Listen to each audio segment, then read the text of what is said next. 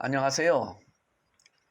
이미지 성경기억법을 유튜브로 방송을 시작한 지 벌써 10개월이나 되었네요. 그동안 어려운 시기와 여건 속에서도 꾸준하게 애청하여 주신 시청자 여러분에게 진심으로 감사를 드립니다. 남은 회개에도 열심과 최선을 다해 성원에 보답하겠습니다. 지난 시간에 이어서 오늘은 고린도전서 후반부, 즉 고린도전서 9장부터 16장까지의 장의 주제 내용에 대하여 말씀드리겠습니다. 고린도전서 9장, 자유에 관하여 바울은 자신이 사도로서 자유자이나 오직 그리스도의 복음에 아무런 장애가 없게 하려고 스스로 모든 사람에게 종이 되고 율법 아래 있는 자에게 복음을 전하여 많은 사람을 얻고자 해도 자랑할 것이 없음은 자신이 부득불 해야 할 일임을 고백하고 있습니다. 아울러 바울은 이러한 태도를 운동 경기의 다른 박질로 비유하여 설명을 하는데, 최후의 승리의 면류관을 받기를 고대하며 부단한 영적 싸움에서 이기기 위해 자신의 몸을 쳐서 복종시킨다고 고백하고 있습니다. 고린도전서 10장 경계. 바울은 하나님의 은혜로 출애굽 이후 이스라엘이 범했던 우상숭배, 간음, 원망 등의 예를 들면서 이러한 사건을 거울로 삼아 회개하고 경계할 것을 고린도 교인들에게 권고를 하면서 말세를 만난 우리에게 역시 경계하라고 하였습니다. 그리고 하나님은 사람이 감당할 시험밖에 주시지 않음과 피할 길을 열어주신다고 하면서 절대 우상 숭배를 하지 말아야 한다고 가르치고 있습니다. 고린도전서 11장 성찬 문제. 바울은 교회에 모여서 분쟁으로 편당을 지어 애찬하는 것을 지적하고 성찬의 본질과 그 집행의 의미를 가르친 후에 성찬에 참여하는 자가 주의해야 할 점을 교훈하고 있습니다. 다시 말해 성찬은 주님 오실 때까지 기념하는 예배의 의식 중 하나이기 때문에 의식에 참여하는 자가 자격을 갖추어야 하는 것에 대하여 엄격하게 구분하고 있습니다. 고린도전서 12장 성령의 은사.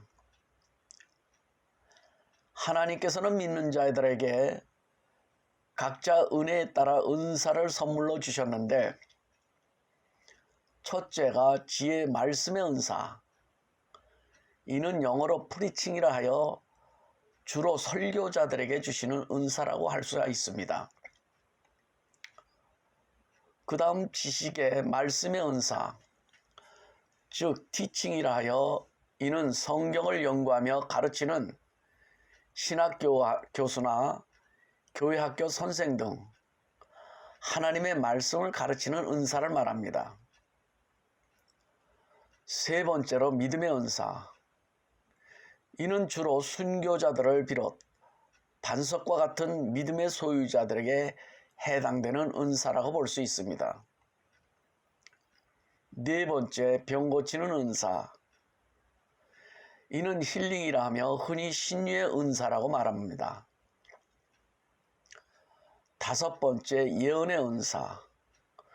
그리고 여섯 번째, 영들 분별함의 은사. 이는 이단과 사신에 대한 분별의 은사를 말합니다. 여섯 번째, 방언의 은사. 그리고 일곱 번째, 방언 통역의 은사. 이렇게 7가지의 은사를 말합니다.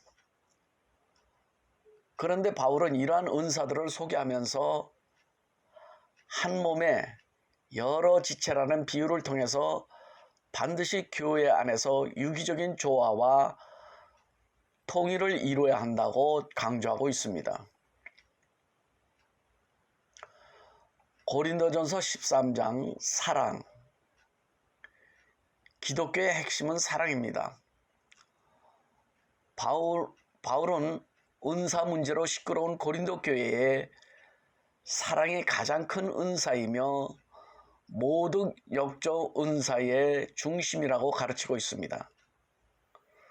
은사가 좋은 것이나 사랑의 동기에서 이웃에게 유익을 주는 것이 아니라면 아무것도 아닌 것이라며 사랑의 중요성을 강조하고 있습니다.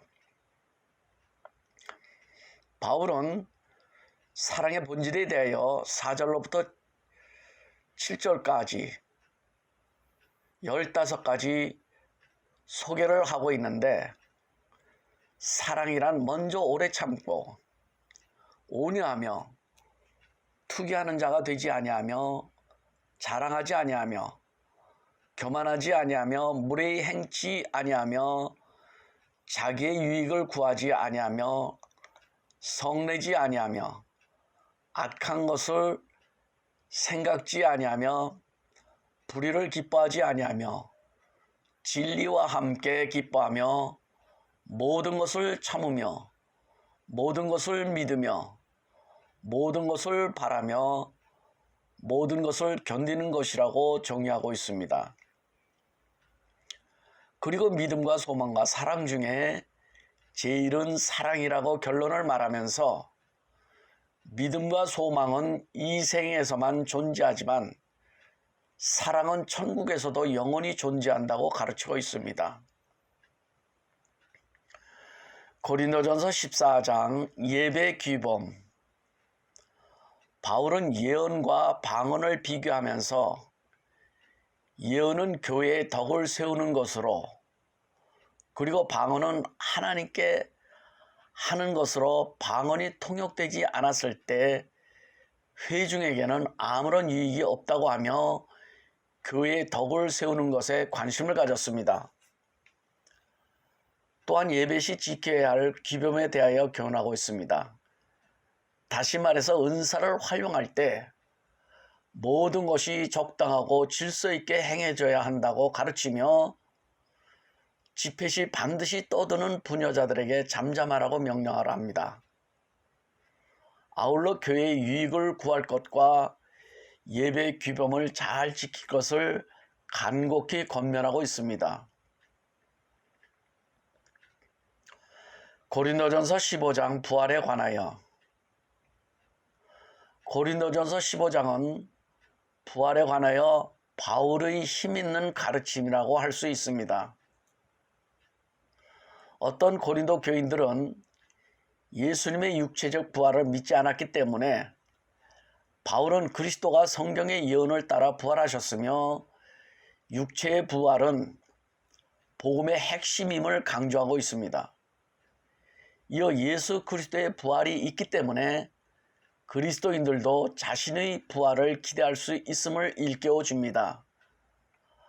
바울은 자신이 복음을 위하여 목숨을 바치는 이유는 부활에 대한 확신이 있기 때문이라고 고백하고 있습니다. 고린도전서 16장 연보. 바울은 당시 심각한 기근으로 큰 공경을 당하고 있는 예루살렘 교회를 돕기 위한 연보를 요청하는데, 고린도 교회를 방문해 예루살렘 교회를 위한 헌금을 모을 것을 약속합니다. 이에 몇몇 신자들을 천거하고 고린도 교인들에게 다른 교회들의 문안 인사를 전하며 최후로 주님을 사랑할 것을 간곡히 권면한 후에 축도로 마무리를 합니다.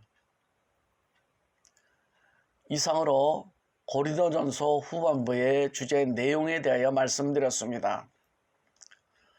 그러면 고린도전서 전체의 장의 주제를 다시 한번 복습하면서 마치도록 하겠습니다. 고린도전서 1장 십자가 당파, 2장 하나님의 지혜와 인간의 지혜, 3장 전도자의 임무, 4장 충성, 5장 교회 치리, 6장 소송, 7장 결혼, 8장 우상제물, 9장 자유에 관하여, 10장 경계, 11장 성찬 문제, 12장 성령의 은사, 13장 사랑, 14장 예배 규범, 15장 부활에 관하여, 16장 연보. 수고하셨습니다. 다음에 뵐 때까지 모두 건강하시고 행복하시기를 진심으로 기원하면서 구독과 좋아요 잘 부탁드립니다. 감사합니다.